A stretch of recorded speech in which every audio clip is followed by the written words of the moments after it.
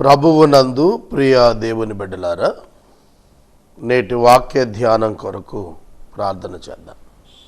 మమ్మలను మిక్కిలిగా ప్రేమిస్తున్న మా ప్రియ పరలోకపు తండ్రి, ఈ సమయమున మీ సహాయము కొరకు ప్రార్థిస్తున్నాము. అడుగుడి ఇవ్వబడును అన్నారు మీరు. వాక్యాన్ని అడుగుతున్నాం, ఇవ్వండి ప్రభు. భుజించుటకు కృపనివ్వండి. వాక్యము వెల్లడి అయినప్పుడు వెలుగు కలుగుతుందన్నారు కదా, ఆ వెలుగు మా జీవితాల మీద ఉదయింపచేయుము.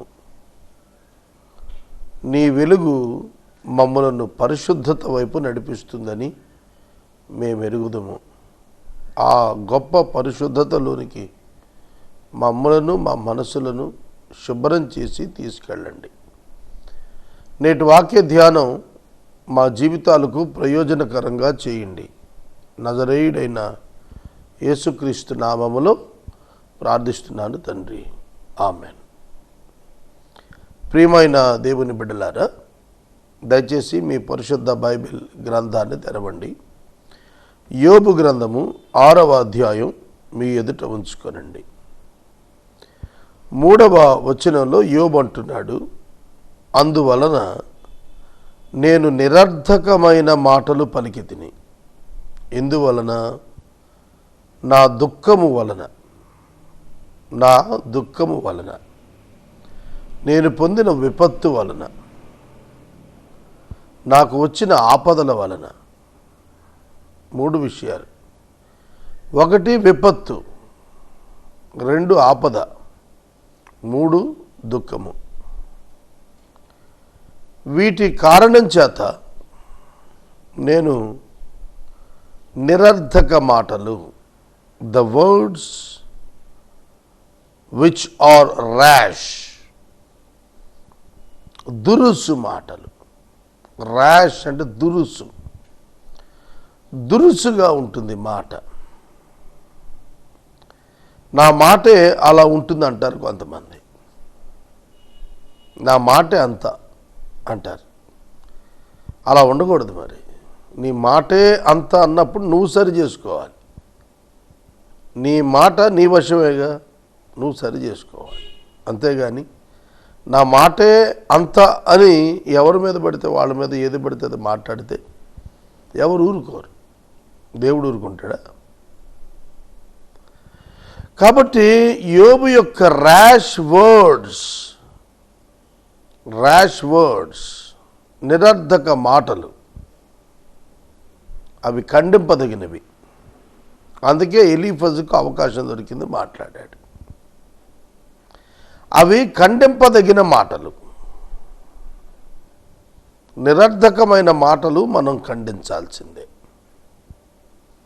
కానీ యోబు వాటిని జస్టిఫై చేసుకుంటున్నాడు, వాటిని సమర్థించుకుంటున్నాడు. కారణాలను చూపించి తను చేసినటువంటి తప్పును మంచిది అని చెప్పుకుంటున్నాడు. ఇక్కడే అతని హృదయ పాపం బయటపడుతుంది. మానవుడు తాను చేసిన పాపానికి కారణాలు చూపిస్తాడు. దేవుడు వాటిని లక్ష్య పెట్టాడు. ఈ కార్యాన్ని బట్టి ఈ కార్యం చేశాను అని అంటే దేవుడు అంగీకరించడు. దేవా, ఈ పరిస్థితులను బట్టి నేను ఇది చేశాను అని అంటే దేవుడు ఒప్పుకుంటాడా? ఆలోచించండి. కనుక పరిస్థితులను బట్టి నువ్వు మారిపోతే నీ భక్తి ఎక్కడ? నీ స్థిరత ఎక్కడ? నిరర్థకమైన మాటలు మాట్లాడి ఈ కారణం చేతని తనను తాను జస్టిఫై చేసుకుని దేవునిపై బురద జల్లాడు. జన్మదినము ఆయన ఇచ్చినది, గర్భఫలము ఆయన ఇచ్చినది, జన్మదినం ఆయన ఇచ్చినది. సంవత్సరము అను దయాకిరీటమును నీవు నాకు ధరింపజేసి ఉన్నావు అన్నాడు. సంవత్సరం దయాకిరీటం, దేవుడు ధరింపజేస్తేనే కదా మనం మరొక సంవత్సరం చూడగలిగేది. కాబట్టి దేవుడు అతనిని ప్రశ్నించటానికి ఇక్కడే ప్రారంభం జరిగింది. చాలా సందర్భాల్లో మన మాటలు చెడ్డవైనా వాటిని సమర్థించుకోవటానికి కారణాలు చూపుతాం. ఆ కారణాలు ఎంత మంచివైనా అది పాపమే. ఆ కారణాలు ఎంత వాస్తవము అయినవి అయినా పాపమే. దేవుని ఎదుట మాట్లాడుతున్నామని జాగ్రత్తగా ఉండాలి. God is listening our speech. మన సంభాషణ, మన మాటలు ఆయన వింటున్నాడు. మన మాటలు, మన హృదయ ధ్యానాలు ఆయన దృష్టికి అంగీకారంగా ఉండాలి. అలా లేకపోతే ఆయన ప్రశ్నిస్తాడు.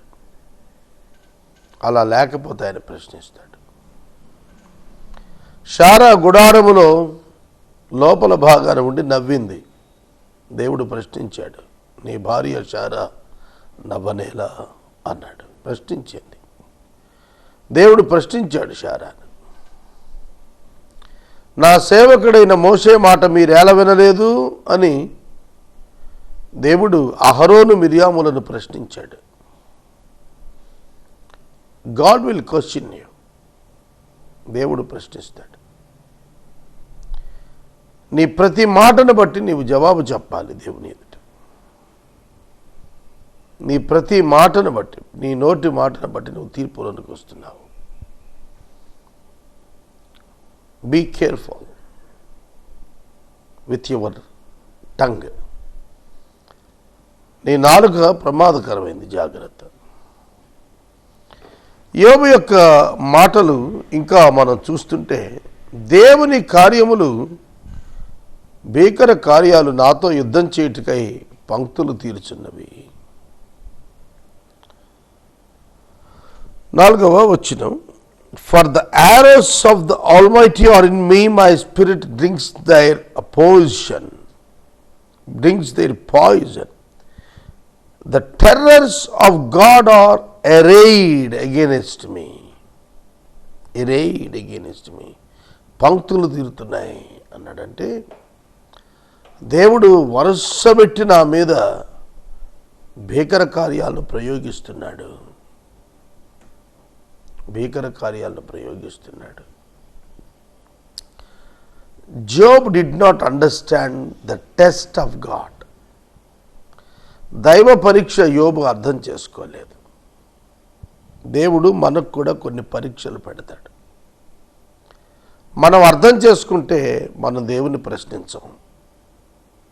అర్థం కాకపోతేనే దేవుని ప్రశ్నిస్తాం. అబ్రహామును తీసుకోండి. అబ్రహాము దేవుడు తన కుమారుడైన ఇస్సాకును బలిమ్మన్నప్పుడు దేవుని ప్రశ్నించలేదు, చిత్తమన్నాడు. ఎందుకంటే అతనికి జవాబు ఉంది. మృతులలో నుండి లేపి ఇస్తాడు నా కుమారుడిని అని విశ్వాసంతో వెళ్ళి ఖడ్గం అతని మీద చాపాడు. దేవుడు వాగ్దానం చేశాడు, నెరవేరుస్తాడు. నా కుమారుని ద్వారా ఇసుక రేణువులంతటి సంతానం తెస్తా అన్నాడు దేవుడు. ఇప్పుడు అదే కుమారుని తెచ్చి మోరియా పర్వతాల్లో ఒక దాని మీద బలెమ్మన్నాడు. రెండు ఆయనే చెప్పాడు. సంతానం ఇసుక రేణువులు అవుద్దన్నాడు. రెండవది సంహరించమన్నాడు. రెండు ఆయనకే సాధ్యం. కనుక వయామీడియా ఆల్టర్నేటివ్ ఏమిటి? ఇసుక రేణువులంత సంతానం రావాలి చంపబడినప్పటికీ. అంటే ఏమిటి అర్థం? మరలా తిరిగి మృతుల్లో నుండి నా కుమారుడు నాకు ఇస్తాడు, పునరుజ్జీవితుని చేస్తాడు,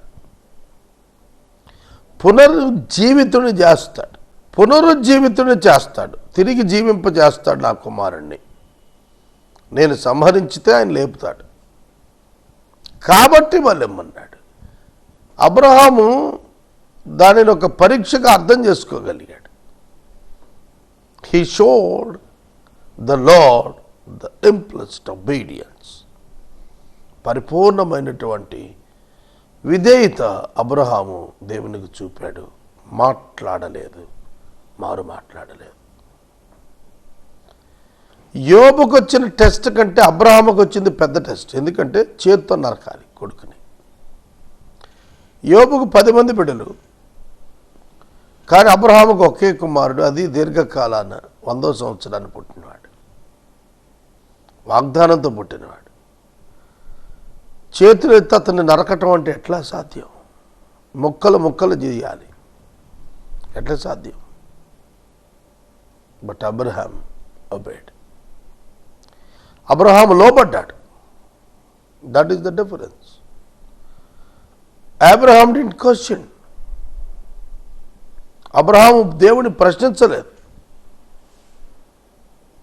బాధ కలిగింది అనే మాట ఎక్స్ప్రెస్ చేయలేదు. విశ్వాసంతో ఉన్నాడు. Doesn't matter.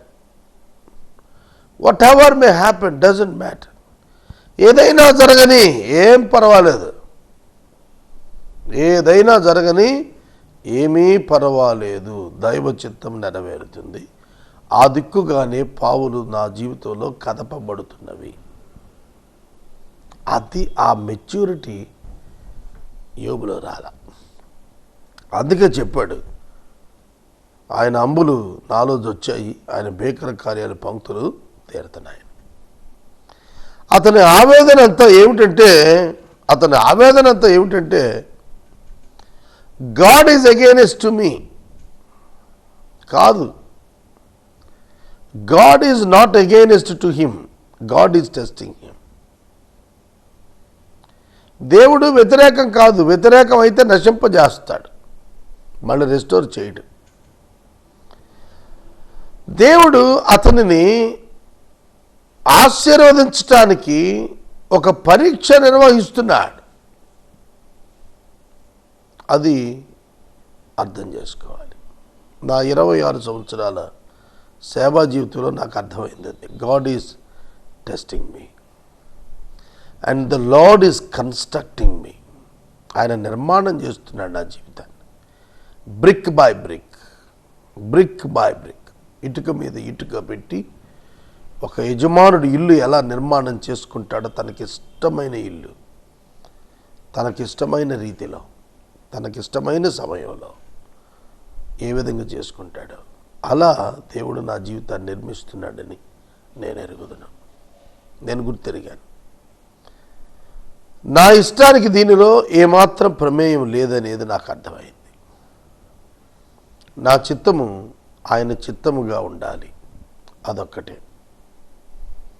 అది సిలువ కావచ్చు మనకు, అది మన యొక్క ఫీలింగ్స్ను, పర్సనల్ ఫీలింగ్స్ని నెగిటివ్గా టచ్ చేయొచ్చు.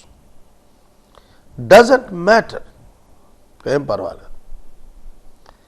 మనం హ్యూమిలియేట్ చేయబడాలి అని గాడ్స్ డిజైన్లో ఉంటే చేయబడాలి. ఏ సమయాన ఏమి సంభవిస్తుందో ఎరుగని మనం God is in control of everything అనే నమ్మకంతో ఆయనపై ఆధారపడి ఉండాలి. విడుదల కోరటం మానవ సహజం. దానిని మించినటువంటిది విశ్వాస యొక్క తత్వం. విడుదల కోరక ఆ అనుభవాన్ని ఆహ్వానించటం, అది విశ్వాస యొక్క లక్షణం. కనుక విడుదల కోరక శ్రమను ఆహ్వానించే ఆత్మీయ శక్తి ఉన్నదే, అది మన జీవితాల్లో పరిశుద్ధాత్మ కార్యం.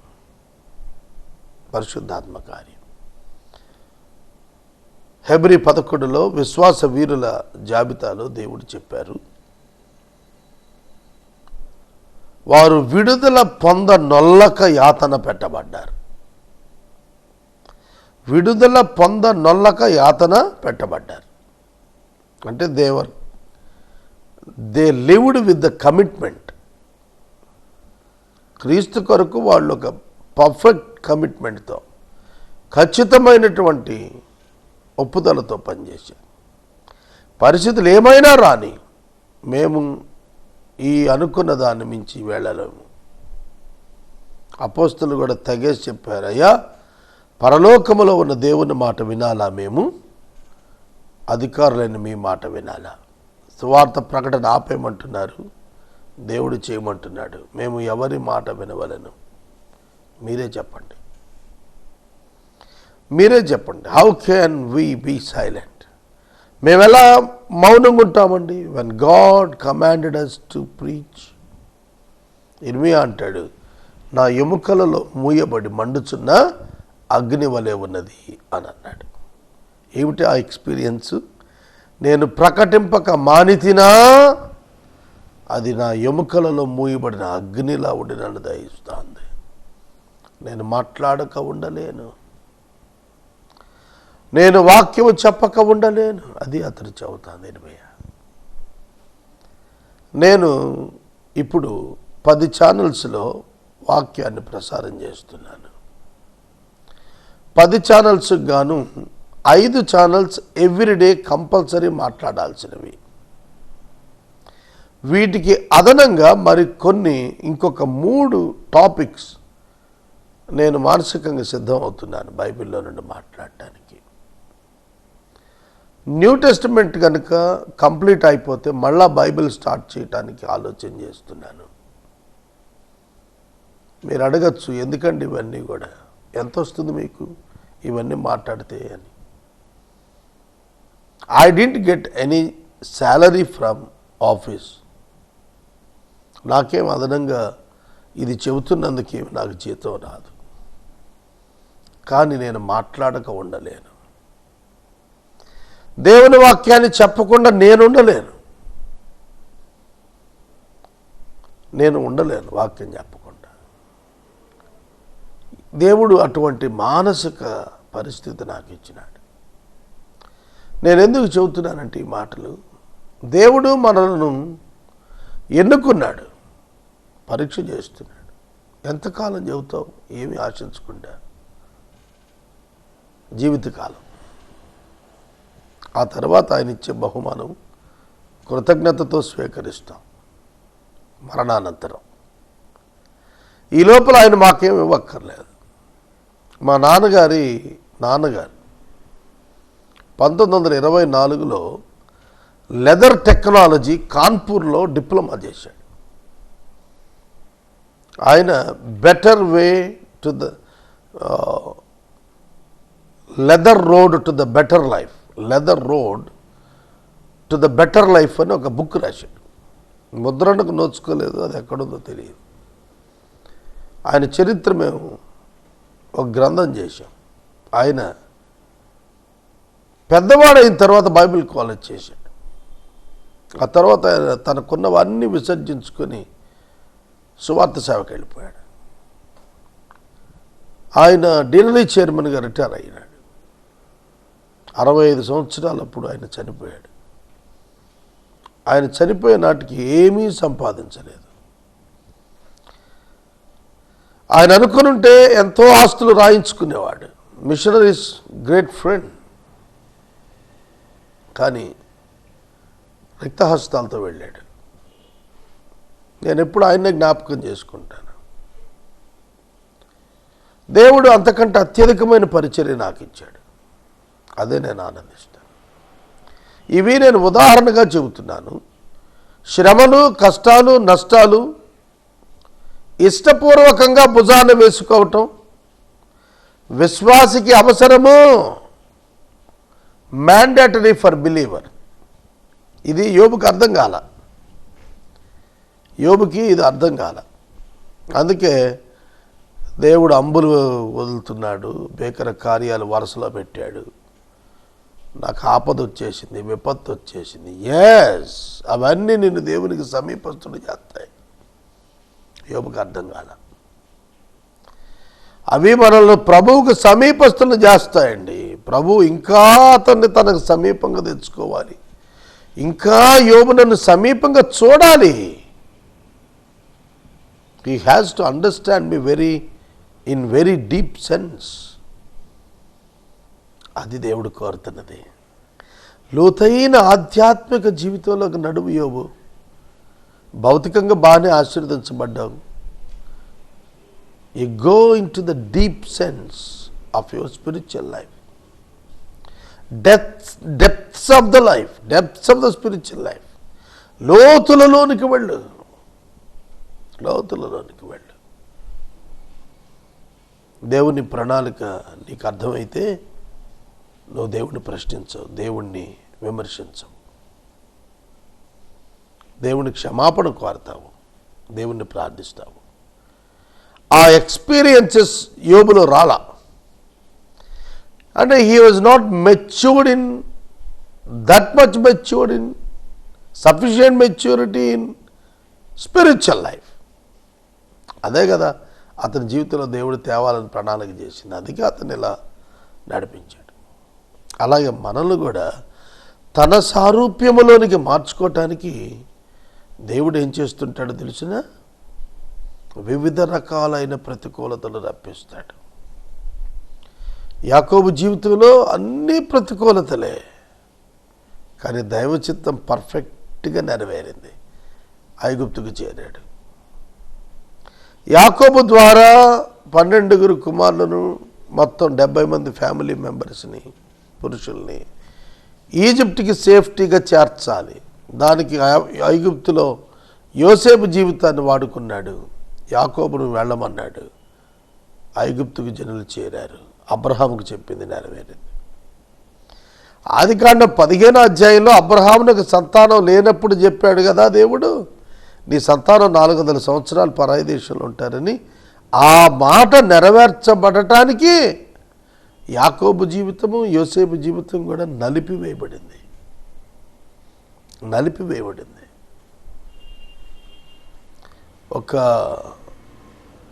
ఒక పరిమళం వెలుపటికి రావాలంటే ఆ పుష్పములు షేప్లెస్ అయిపోవాలి. పుష్పముగా ఉండగా పరిమళ తైలం రాదు. అది it must lose its shape. అది తన ఆకారం కోల్పోవాలి. That is transformation. ఎలా ఉండేవాడు, ఎలా అయ్యాడు? మునుపు హానికరుడు, దోషకుడు, హింసకుడు. ఇప్పుడు దూషించబడి బదులు పలకనివాడు, హాని చేస్తే క్షమించేవాడు, విమర్శించినా మారు మాట్లాడినవాడు. పౌలు గారి జీవితం అలా మారింది. పౌలు జీవితం మారింది. జీవితంలో మార్పు దేవుడు కోరుతోంది. పరిస్థితులలో మార్పు కాదు, పరిస్థితులను మించి జీవితంలో మార్పు రావాలి. యోబు గ్రంథం అది మనకు నేర్పిస్తుంది. శ్రమ వస్తుంది. చెప్పాను కదా, నేను ఆర్థికంగా చాలా పేమెంట్స్ కట్టాను. కానీ దేవుడు అవకాశాలు లేని సమయంలో అవకాశాలను కలుగజేస్తూ నన్ను బయటికి తీస్తున్నాడు ఒక్కొక్క శ్రమల నుంచి. నేను ఆశ్చర్యంగా చూస్తున్నాను. ఆయన కుమారుడైన యేసు పేరిట చేయబడుతున్న ప్రార్థనలకు ఆయన తప్పక స్పందిస్తాడు. ఇది మనం విశ్వసించగలగాలి. హృదయపూర్వకంగా మనం ప్రార్థన చేయగలిగితే ఆయన తన కార్యాన్ని జరిగిస్తాడు. సోదరుడా, సోదరి, దేవుని వాక్యాన్ని వింటున్నారు కదా, దేవుని గ్రహించడానికి ఇది ఒక మంచి అవకాశం. యోబు యొక్క జీవితంలో యోబు దేవుణ్ణి తెలుసుకోవటానికి, పరిపూర్ణంగా తెలుసుకోవటానికి, మరొక కోణంలో తెలుసుకోవటానికి, ఇంకా ఎత్తైన స్థితిలో ఎరుగుటకు ఇతని యొక్క అనుభవాలే కారణమయ్యాయి. యోబును, అతని స్నేహితులను అందరినీ కూడా ప్రభువు దర్శిస్తున్నాడు. దాని నిమిత్తమే వారిని ఆర్గ్యుమెంట్స్ను చేయనిస్తున్నాడు. రేపటి వాక్యములో 5వ వచనం నుండి నేను వాక్యాన్ని ధ్యానం చేస్తాను. ప్రార్థన చేసుకుందాం. తలలు వంచండి, ప్రార్థనలో ఏకీభవించండి. యోబు గ్రంథపు వాక్య ధ్యానాలు మనం గత 4 మాసాలుగా చేస్తున్న మోర్ దాన్ 100 మెసేజెస్ ఇప్పటికే మీకు చేరాయి. ప్రభువు మీకు ఇచ్చిన ఆశీర్వాదములు బ్లెస్సింగ్ టీవీతో పంచుకొనమని నేను మనవి చేస్తున్నాను. 100 ఎపిసోడ్స్ పైగా ఉచితంగా ప్రసారము మరియు రికార్డింగ్ వసతి కల్పించిన యాజమాన్యమునకు, దైవ సేవకులకు, రెవరెండ్ జ్యోతిరాజు గారికి, వారి బృందానికి, టెక్నీషియన్స్కు అందరికీ నేను కృతజ్ఞతలు తెలియజేస్తున్నాను. యోబు గ్రంథపు ధ్యానాలు మరింత విస్తృతంగా అర్థవంతంగా రావాలని మీరు ప్రార్థించండి. మరియు ఇతర అన్ని ఛానల్స్లో యేసే పరిష్కారం ప్రసారం అవుతోంది, గమనింపమనవి. ప్రార్థన. మమ్మల్ని మిక్కిలిగా ప్రేమిస్తున్న మా ప్రియ తండ్రి, మీకు వందనాలు, స్తోత్రాలు. ఇటు మహోన్నత భాగ్యాన్ని నీ గ్రంథంతో గడిపే కృప ఎంతమందికి ఉంది నాయన? నాకు ఇచ్చారు ఈ తరంలో. నేను ధన్యుడను. పరిశుద్ధ లేఖనంతోనే పగలు రాత్రి గడిపే భాగ్యం నాకు ఇచ్చారు. దివారాత్రము దానిని ధ్యానించువాడు ధన్యుడు అన్నారు. అటివాడు ప్రభు ఏ విధంగా ఉంటాడో మీరు మొదటి కీర్తనలోనే స్పష్టంగా వ్రాయించారు. ఆకు వాడక తన కాలమందు ఫలమిచ్చు చెట్టు అని. అటు అనుభవాన్ని నాకు ఇవ్వండి. వాక్యం వింటున్న మా ప్రియ ప్రేక్షకులను అట్టి అనుభవానికి వెళ్ళడానికి కృపదాయి చేయం. యేసు నామమును అడుగుచున్నాము తండ్రి, ఆమేన్. తండ్రి అయిన దేవుని ప్రేమ, కుమారుని యేసయ్య కృప, పరిశుద్ధాత్మని యొక్క అన్యోన్య సహవాసం సదా మనకు తోడైండును గాక. ఆమేన్.